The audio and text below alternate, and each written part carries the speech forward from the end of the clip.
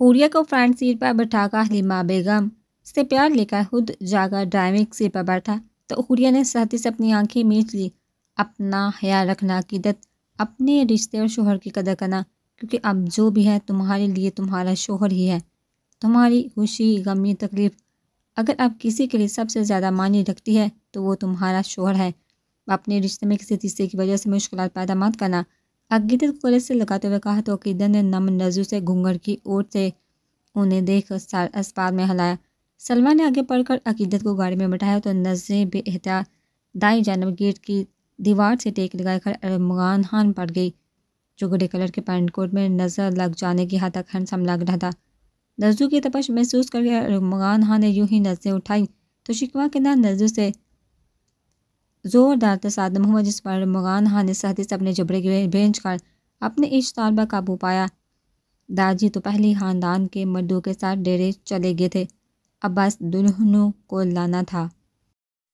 تو آئس اور زغام اپنی گاڑیوں کے ساتھ رکے تھے، جبکہ ارمغان اور امتصال اپنی گاڑی میں ان کے ساتھ جانے کے لیے رکے تھے۔ عقیدت کے گاڑی میں بیٹھتے ہی زغام خان اپنی سیٹ پر آ کر بیٹھا، ہاتھ کے اشارے سے سلام کرتا زن سے گاڑی بکا کر لے گیا۔ کیا بکواس کر رہی تم کہ نہیں آنا میرے ساتھ؟ تو کہاں جانا چاہتی ہیں آپ مہارانی صاحبہ، بتائیے مجھے۔ تمہاری ہمت بھی کیسے ہوئی میرے ساتھ آنے سے انکار کرنے کی؟ کیا سوچ کر یہ بکواس کی تھی کہ تم اس طرح کے ڈرامے کر کے مجھ سے بچ جاؤ گی؟ تو یہ تمہاری غلط فہمی ہے مسٹر آئس خان۔ جھٹکے سے گاڑی گاؤں کی کچی سڑک کے کنارے روکتے، حوریہ کے بازو کو اپنی آہنی گرفت میں لیتے پہلے طنزیہ اور بعد میں غرا کر کہا تو حوریہ شاہ کی سسکی خاموش فضا میں گونجی۔ حوریہ کی خاموشی سے تانگ آ کر آئس خان نے ایک جھٹکے میں گھنگر کو الٹ دیا، جس پر حوریہ نے سختی سے آنکھیں میچی، جبکہ آئس خان مبہوت سا حوریہ شاہ کے خوبصورت چہرے کو دیکھ رہا تھا۔ آئس خان کے کسی رد عمل کو محسوس نہ کر کے حوریہ نے اپنی کانچ سی شفاف کرسٹل گرے آنکھوں کو وا کیا تو دک سے رہ گئی۔ آئس میرا مطلب وہ نہیں تھا، میں تو بس ماں جی سے دور ہونے کی وجہ۔ آئس خان کی خون جھلکاتی آنکھوں میں دیکھتے نرم لہجے میں کہنے کی کوشش کی تو آئس خان نے چونکا حوریہ کے نم آنکھوں میں دیکھا۔ ماں سے دوری کو چھوڑو، آج رات میں ہم دونوں کے درمیان سے ہر دوری کو ختم کرنے والا ہوں۔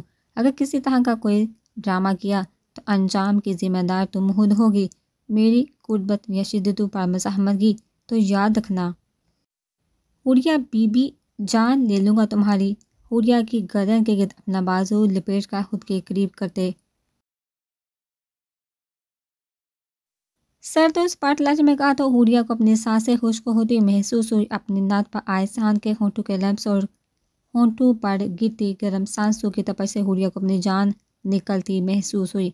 تبھی حوریہ کو سمجھنے کا موقع دیے بغیر بائیں ہاتھ سے نتھ کو ہونٹوں سے ہٹاتے آئس خان پوری شدت سے حوریہ کے ہونٹوں پر جھک گیا۔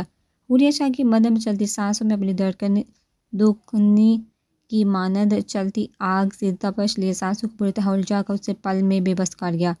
قطرہ قطرہ حوریہ کی سانسوں کو خود میں انڈیلتے آئس خان اس لمحے سب کچھ فراموش کر چکا تھا۔ حوریہ کی کمر کے گرد اپنا بازو لپیٹ کر اسے خود میں بھینچ لیا۔ آئس خان کے شدت بڑے لمس پر حوریہ نے سختی سے اپنی آنکھیں میچ کر آئس خان کی شربانی کو کندھوں سے دبوچا۔ اپنے ہونٹوں پر آئس خان کے سلگتے ہونٹوں اور دانتوں کے دباؤ کو محسوس کر کے حوریہ نے مزاحمت کی کوشش کی، جس کے انجام میں آئس خان کی شدتوں میں اضافہ ہی ہوا۔ حوریہ کی بکھرتی سانسوں کو محسوس کر کے آئس نے اپنے دانتوں کا دباؤ حوریہ کے نچلے ہونٹ پہ دے کر پیچھے ہوا تو حوریہ گہرے گہرے سانس لیتی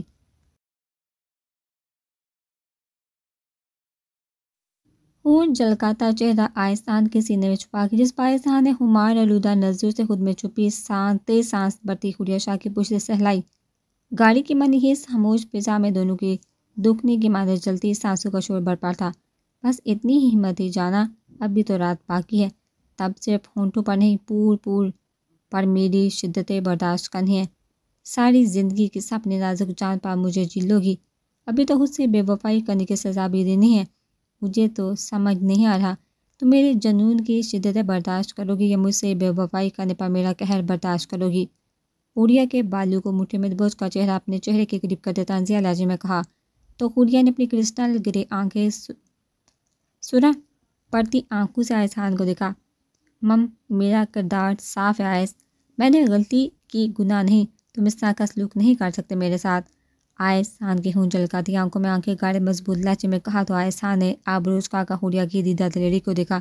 کردار پر اگر آنچ بھی آتی تو تمہارے اس نازک وجود کو آگ لگا دیتا میں۔ حوریہ آئس خان، مگر بات کردار ہی کی تو نہیں ہے، یہ دل، یہ دل، یہ تو صاف نہیں ہے نا، جہاں تم میرے پہلے کسی اور کو۔ حوریہ کے سینے پر دل کے مقام پر ہاتھ رکھتے دبے دبے لہجے میں گرا کر کہا تو آئس خان کی بات مکمل ہونے سے پہلے حوریہ نے نفی میں سر ہلاتے آئس خان کے ہاتھ کو اپنے کپ کپاتے ہاتھوں میں تھاما۔ ایسا نہیں آئس، خدا گواہ ہے، میرے دل کا ایسا کچھ بھی نہیں، وہ صرف میرا آئیڈیل تھا، اس کے علاوہ کچھ نہیں، میرے دل میں کوئی بھی نہیں آیا۔ کیا تم میرا یقین نہیں کر سکتے؟ شادی بھی تو کی ہے نا، تو یقین بھی کر لو۔ اب جیسا بھی تھا وہ آئس خان کی بیوی تھی، وہ جانتے تھے کہ رشتہ کبھی بھی نہیں ٹوٹ سکتا تھا، نہ میں وہ ایک دوسرے کو تو توڑ سکتے تھے مگر اس رشتے کو نہیں، تو پھر وہ کیوں نہ اپنے قدم بڑھا کر اس اناق کو توڑ کر ایک دوسرے کو ٹوٹنے سے بچا لیتی۔ ساری زندگی کا ساتھ تھا، وہ ساری زندگی اپنے ہم سفر کی آنکھوں میں بدگمانی یا اپنے کردار کو مشکوک نہیں دیکھ سکتی تھی۔ تمہارے اس آئیڈیل میری روح کو تکلیف پہنچائی ہے، میرے دل پر وار کیا ہے، میں تکلیف نہیں بھلا پا رہا، کیا کروں میں؟ ہاں، تمہارے لیے کہہ دینا آسان ہے، مگر اپنے نام سے منسوب شخص جس کے لیے آپ خود کو اس کی امانت سمجھ کر محفوظ کیے ہوئے، اس کے دل میں کسی اور کے لیے احساسات دے کر کس قدر تکلیف ہوتی ہے تمہیں اندازہ بھی نہیں۔ حوریہ کی نازک گردن کو اپنی سخت گرفت میں لیتے چلا کر کہا تو آنسو لڑیوں کی صورت میں حوریہ کے رخساروں پر بہنے لگے، جنہیں دیکھ آئس خان نے اپنے جمپے بیچ کر نرمی سے حوریہ کی گردن آزاد کی۔ تو پھر مجھے معاف کر دو، آئس خان کے سلگتے ہونٹوں کا لمس اپنی گردن پر جا بجا محسوس کر کے مضبوط لہجے میں کہا تو آئس خان نے پیچھے کا حوریہ کی ہون جھلکاتے چہرے کو دیکھ خاموشی سے گھونگھٹ حوریہ کے چہرے پر کرتے بنا کچھ جواب دیے گاڑی سٹارٹ کی، مگر اس دوران وہ حوریہ کے ہاتھ کو اپنی سخت گرفت میں لے چکا تھا۔ ارمغان کدھر ہے؟ نظر نہیں آیا، زرگام خان کے پوچھنے پر آئس خان نے سرد نظروں سے اسے دکھا۔ چھت پر ہے، وہ ہم سے ناراض نہیں مگر اب وہ راضی بھی نہیں ہے، آئس خان نے چھت کی جانب دیکھتے ہوئے کہا تو زرگام خان نے ساتھی سے اپنی مٹھیاں بیچ عقیدت و حوریہ کو حویلی کے لاؤنج میں بٹھایا گیا تھا، جہاں خاندان کی عورتیں رسم کر لی تھی۔ اپنے چھوٹے کزن کو وہاں بیٹھے دیکھ آئس خان گھسیٹنے کے انداز میں سب کو وہاں سے اٹھا کر باہر لایا تھا، کچھ کو تو وہ ڈیرے بیچ چکا تھا اور کچھ باہر لان میں بیٹھے ہوئے تھے، وہ لوگ اندر نہ جائیں اس لیے آئس خان ان کے سر پر کھڑا تھا۔ وہ لوگ کیا ولیمے کی ٹانگ کھینچتے جہاں وہ لوگ کیا دولہے کی ٹانگ کھینچتے جہاں دولہا ہی جلاد بنا ان پر پہرا دے رہا تھا کہ جب تک اس کی بیوی کو کمرے میں نہیں بھیج دیا جاتا کوئی مرد اندر نہیں جائے گا، چلو میں دیکھ کر آتا ہوں۔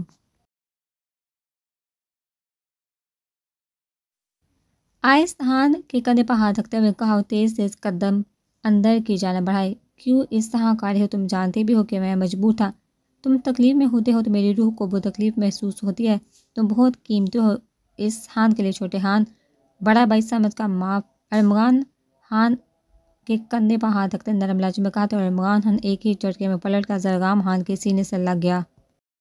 نہ نہ نہ لالا، یہ بات نہ کریں، تکلیف ہوئی ہے مگر آپ کے فیصلے سے نہیں، آہنی بیوقوفی پر ایک نہ ایک دن ختم ہو جائے گی یہ تکلیف، آپ اس طرح مجھے شرمندہ نہ کریں، آپ کی جگہ میں ہوتا تب بھی میں یہی فیصلہ کرتا، میں کسی اور کے لیے فکر مند ہوں۔ ارمغان خان کے لم لہجے کو محسوس کر کے زرگام خان نے اسے خود میں بیچ لیا، وہ صرف 4 سال چھوٹا تھا مگر زرگام خان نے اسے اپنی بیٹی کی طرح پالا تھا، ارمغان خان کی ہر چھوٹی بڑی چیز کا خیال رکھا تھا، اس کی پرورش خود کی تھی، اچھے بری کی تمیز زرگام خان نے اسے سکھائی تھی۔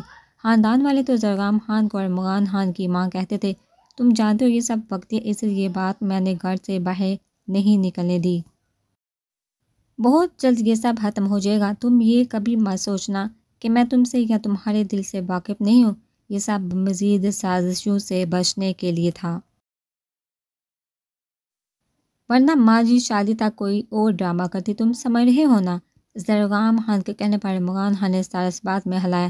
اب جائیے، لالا بھابھی انتظار کر رہی ہوں گی، اگر لیٹ ہوگی تو کل سے مجھے وہ اپنی سوتن سمجھنے لگیں گی۔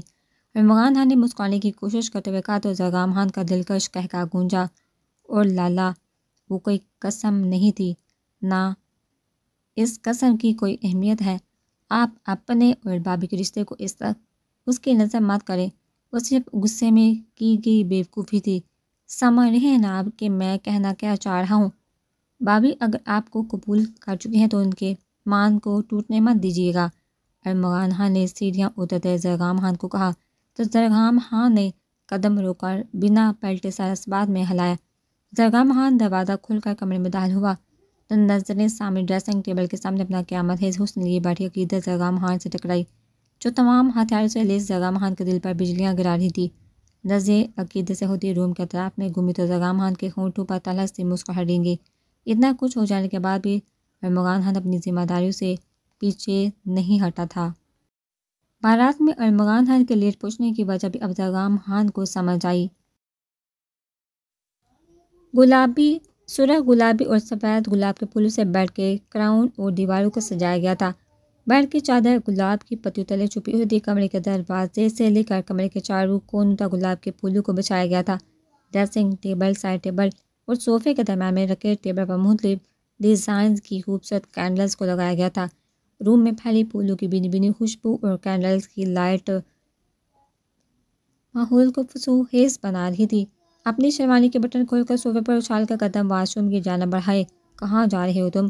اپنے سر پر پینوں سے سارے دوپٹے سے جنگ لڑتے زرگام خان کو واش روم کی جانب جاتے دیکھ تیز آواز میں کہا تو زرگام خان نے چونک کر گردن موڑ کر اپنی بیوی کو دیکھا جس کے چہرے پر جھنجھلاہٹ ساویہ تھی۔ جہاں تک مجھے پتا ہے تمہاری یہ دونوں آنکھیں سلامت ہیں۔ جب آنکھیں سلامت ہیں تو نظر بھی آ رہا ہوگا کہاں جا رہا ہوں۔ طنزیہ لہجے میں آبروز کا کہا تو عقیدت نے منہ بسوڑ کر زرگام خان کو دیکھا۔ پہلے ادھر آ کر اس مصیبت سے جان چھڑواؤ میری، ورنہ مجھے یقین ہے آج گنجی ہو جاؤں گی میں۔ اپنے سر سے پنے نکالنے کی کوشش کرتی جھنجھلا کر کہا تو زرگام خان نے گہرا سانس بھر کر قدم عقیدت شاہ کی جانب بڑھائے۔ عقیدت کی پشت پر کھڑے ہو کر گہری اس تحقاق بڑی نظروں سے آئینے میں نظر آتا عقیدت کے ہوش ربا سراپے کو دیکھا۔ اپنے بےلگام ہوتے جذبات پر باندھ کر عقیدت کے ہاتھ دوپٹے سے ہٹا کر خود پنوں کو اتارنے لگا۔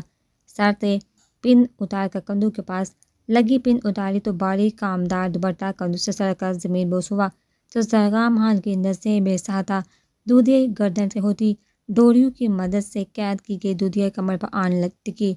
اپنے ہاتھ کی پشت عقیدت کی کمر پر پھیری تو عقیدت شاہ کو اپنے رگ و پے میں سرد لہریں سریت کرتے محسوس ہوئی۔ آئینے میں نظر آتے زرگام خان کے عکس کو دیکھا تو وہ بھی اپنی نیلی خمار آلودہ نظروں سے عقیدت شاہ کو ہی دیکھ رہا تھا۔ عقیدت کے دیکھنے بعد زرگام خان جبرے بینچ کا پیچھے ہٹا اور واش روم میں جا کر بند ہو گیا۔ زرگام خان نے فریش ہو کر کمرے میں قدم رکھے تو ٹھٹک گیا۔ کمرے میں ون واحد لائٹ کو بھی اب بند کر دیا گیا تھا۔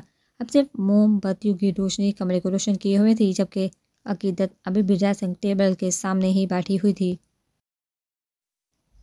زرگام خان کو باہر آتا دیکھ اپنے باریک کامدار لہنگے کو اٹھاتے اپنی جگہ سے کھڑی ہوئی، جبکہ زرگام خان اپنے جبڑے بھیجے عقیدت کو نظر انداز کرتا گیلے بالوں میں ٹاول پھیرتا عقیدت سے کچھ فاصلے پر ڈریسنگ مرر کے سامنے کھڑا ہوا۔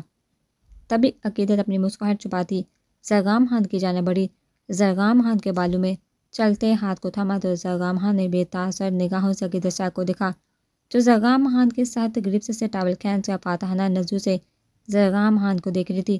دو قدم کے فاصلے کو سمیٹتے زرگام خان کے قریب ہو کر کھڑی ہوئی، ہاتھ اوپر کر کے ٹاول زرگام خان کے بالوں میں پھیرا تو عقیدت کے ساتھ کرنے سے کمرے کی خاموش معنی خیز فضا میں چڑیوں کی مدھم شور نے ارتعاش پیدا کیا۔ عقیدت کے ہوش ربا سراپے وجود سے اٹھی محصور کن خوشبو کو محسوس کرتے زرگام خان نے نظروں کا رخ پھیرنا چاہا جو کہ ناممکن سا تھا۔ نظریں بار بار بھٹک کر عقیدت کے دلکش رعنائیاں عیاں کرتے وجود پر جا رہی تھی۔ عقیدت کے بازو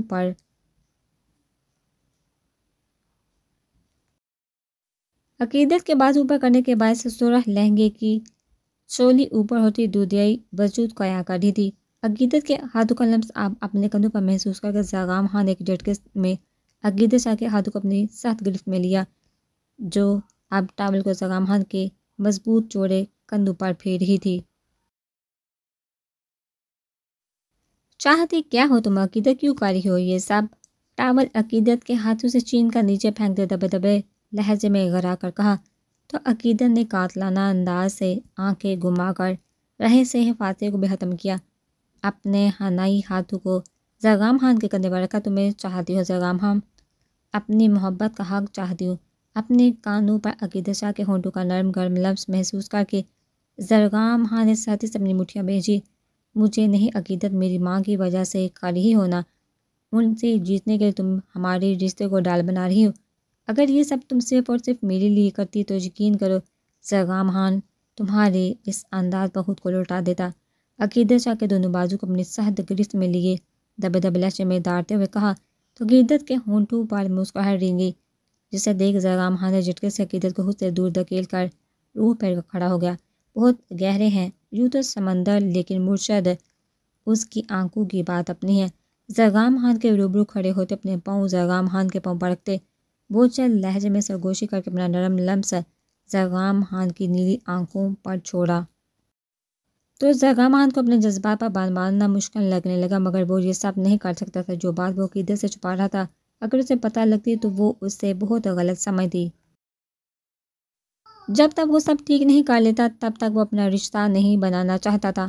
اپنی ماں کو تو ان کی حرکت کے بعد وہ دو ٹوک لہجے میں کہہ چکا تھا کہ اب ان کی وہ بات کوئی معنی نہیں رکھتی۔ عقیدت کو وہ اپنی بیوی کا حق ضرور دے گا، مگر ابھی وہ جس قدر کشمکش کا شکار تھا وہ اپنے رشتے کو آگے نہیں بڑھانا چاہتا تھا، مگر اس کی پاگل بیوی پوری طرح حواسوں پر چھاتی بے بس کر رہی تھی۔ وجہ جو بھی ہو تمہیں ہم دونوں کے ایک ہونے سے مطلب ہونا چاہیے میرے پاگل سردار۔ زرغام خان کے ہونٹوں پر انگلی پھیرتے زمانی لہجے میں کہا تو زرغام خان نے گہری سانس بھر کر عقیدت کی کمر کے گرد دونوں بازو لپیٹ کر اسے اپنی سخت گرفت میں لیا۔ بہت شوق چڑھا ہوا ہے ایک ہونے کا، چلو تمہارا شوق پورا کرتا ہوں۔ سخت نظروں سے عقیدت کو گھورتے قدم بیٹھ کی جانب بڑھاتے، پھٹکنے کے انداز میں عقیدت کو بیڈ پر لٹا کر اپنی بلیک بنیان اتار کر دور اچالی، جبکہ اب عقیدت کو اپنے گرد ہتھے کی گھنٹیاں بجتی ہوئی محسوس ہوئی۔ بامشکل اپنے چہرے کے تاثرات پر قابو پاتی مسکرانے کی کوشش کرتی خود پر گھٹا کے طرح چھاتے زرغام خان کو دیکھا جو اپنے دونوں ہاتھ عقیدت کے اطراف میں رکھتا اس پر جھکایا تھا۔ تم اپنا ایک اور حق تو مانگنا ہی بھول گئی۔ سائڈ ٹیبل کے ڈرا کو کھولتے نیلے رنگ کی ڈبی نکالتے ہوئے کہا تو عقیدت نے سوالیہ نظروں سے زرغام خان کو دیکھا جو تعصب سے سر ہلاتی ڈبیا سے ایک خوبصورت ڈائمنڈ پینڈنٹ نکال رہا تھا۔ خوبصورت سے ہارٹ پینڈنٹ میں ہارٹ کے بیچوں بیچ زرغام لکھا ہوا تھا، جبکہ نام کے ارد گرد نیلے رنگ کے نگینے لگے ہوئے تھے۔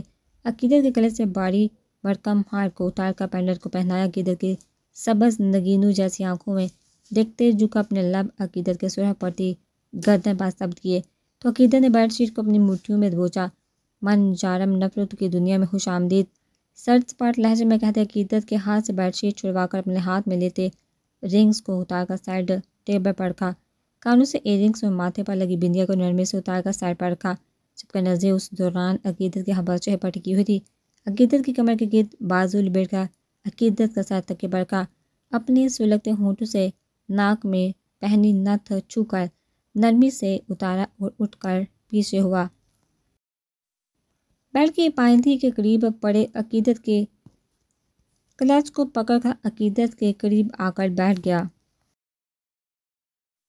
اس حرکت کی کیا وجہ ہے عقیدت کی مجھے تکلیف دینے کے لیے یہ کر رہی ہو؟ تمہیں اندازہ بھی ہے کس قدر نقصان دہ ہے یہ؟ عقیدت کے کلچ سے سگریٹ کی ڈبی نکال کر سامنے کرتے سرد لہجے میں کہا، تمہیں پسند نہیں تھا بس اس لیے تم نے مجھے دھتکار دیا، اور تمہارے دھتکار ہی مجھے یہاں تک لے آئی۔ یہ سب تمہاری وجہ سے ہوا ہے زرغام خان، تم اگر اس دن مجھے ہاتھ سے گھسیٹ کر صرف اپنی ماں کے کندھے پر نہ نکال دے تو آج میں یہاں نہ ہوتی۔ سب کو صرف تم نظر آتے ہو، تمہاری اچھائی میں تو بہت بری ہوں، ایک باغی وارا لڑکی، بدتمیز منہ پٹ پتھر دل، سب کو یہی لگتی ہوں، مگر کوئی یہ نہیں چاہتا کہ موم سے پتہ ہونا کس قدر تک مشکل ہے۔ قطرہ قطرہ زمانے کے لہجوں اور نفرت کی آگ میں پگھل کر پتہ ہو جاتا ہے، پتہ ہونا نظر آتا ہے، وجہ کسی کو نظر نہیں آتی۔ زرغام خان کو خود سے دور دھکیلتے بیڈ سے اتر کر ہذیانی انداز میں چلاتے ہوئے کہا تو زرغام خان ایک ہی جست میں عقیدت کے قریب پہنچا، عقیدت کے چہرے کو اپنے ہاتھوں میں تھاما، پوری شدت سے عقیدت کے ہونٹوں پر جھکایا۔ عقیدت کو جو ہی تھامتے بیڈ پر لا کر لٹایا، عقیدت کی سانسوں میں اپنی سانسیں الجھائے، پوری شدت سے اپنا لمس چھوڑتے عقیدت شاہ کو خود میں بیٹھ گیا۔ عقیدت کی مزاحمت کرتی کلائیوں کو اپنی سخت گرفت میں لے کر بیڈ کے اوپر پن کیا۔